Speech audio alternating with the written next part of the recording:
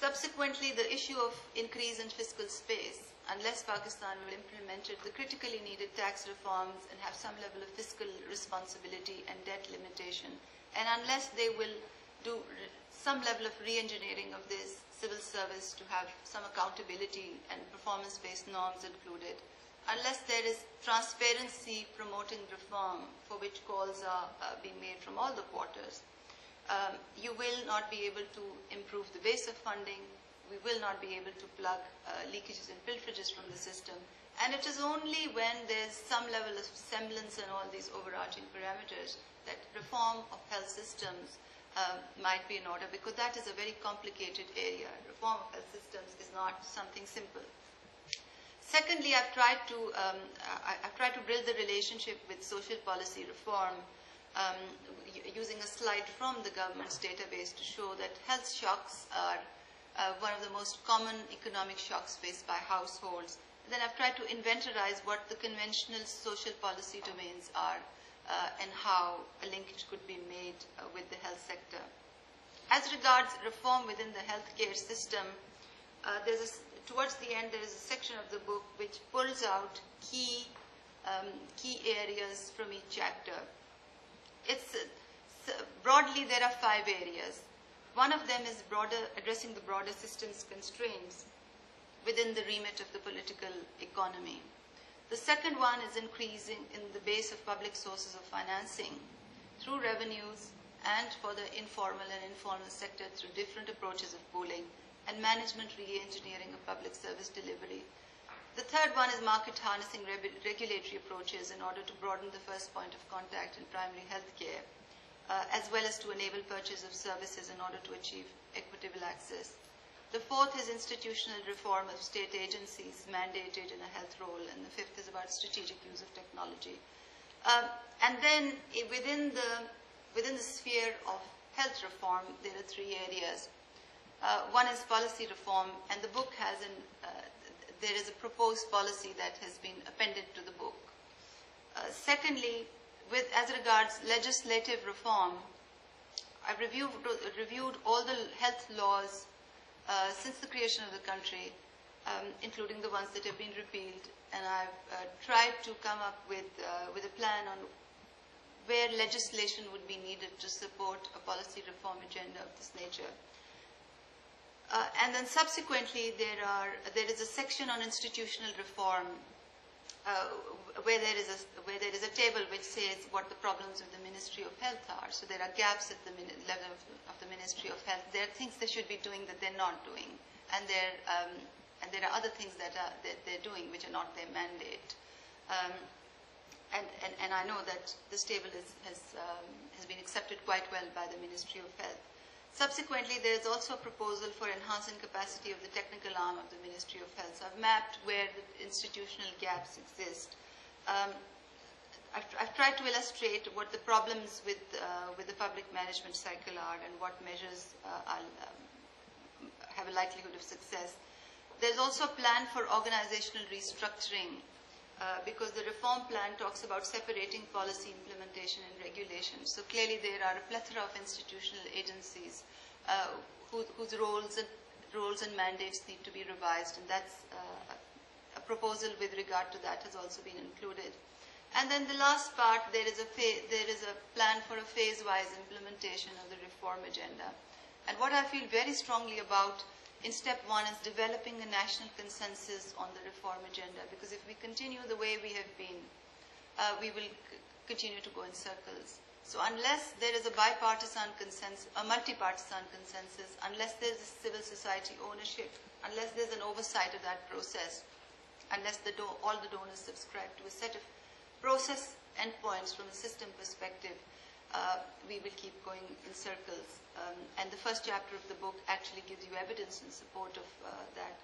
Secondly, there has to be some level of increase in public financing for health, and the chapter on financing discusses options both with regard to interventions in the conventional space and with regard to interventions in the unconventional space.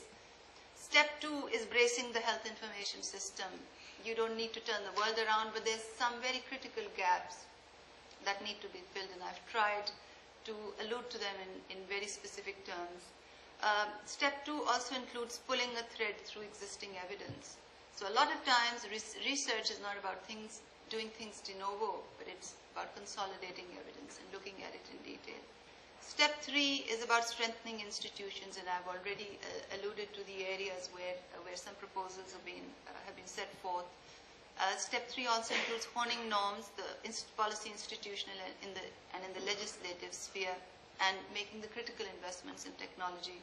And step 4 is about prototyping alternative service delivery and financing mechanisms in pilot settings. And step 5 is scale up, and I've spread it over a time frame.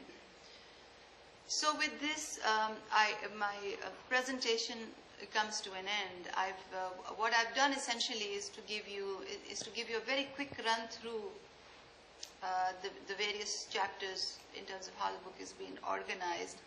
I realize that I have been very ambitious in what I've tried to achieve. So I also recognize that it may be full of mistakes.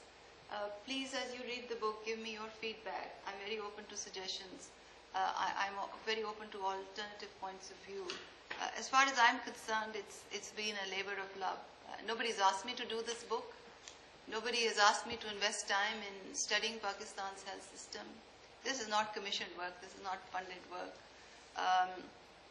And I have done it with great expectations that this will at least be a starting point for thinking in my country. And from my conversations with friends around the world, I'm very humbled to learn that it may have meaning and relevance for other developing countries. So I fully acknowledge all the errors and omissions and look forward to your feedback in relation to where this stands. Thank you very much, and thank you again, Tim, for this opportunity.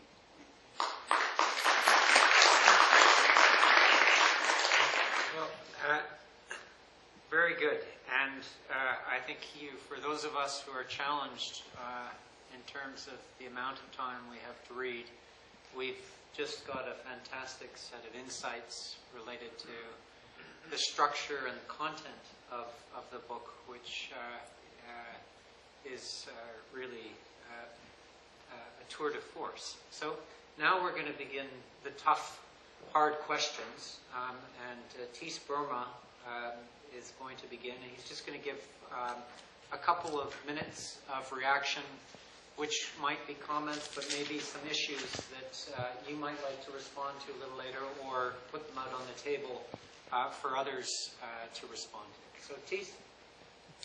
Thank you, Tim. First, of course, I would like to congratulate Sanya with the publication of your book, which is really based on a rare combination of qualities that you have. One is the ability to really dig deep into data.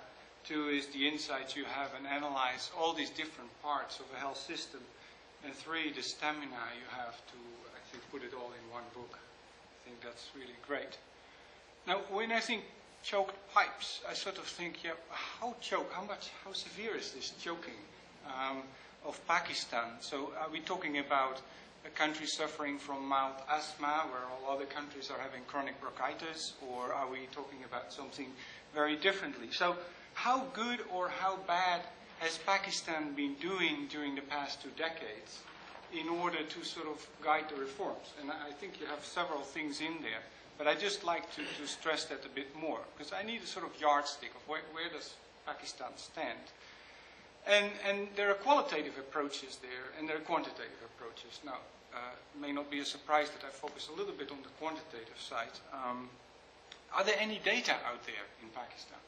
And I brought the other hardback that Sanya did a couple of years ago, in 2007, Health Indicators of Pakistan, where you really dug deep and pulled together all the data. So I think that's underlying this analysis, and then perhaps you could say a little bit more about that.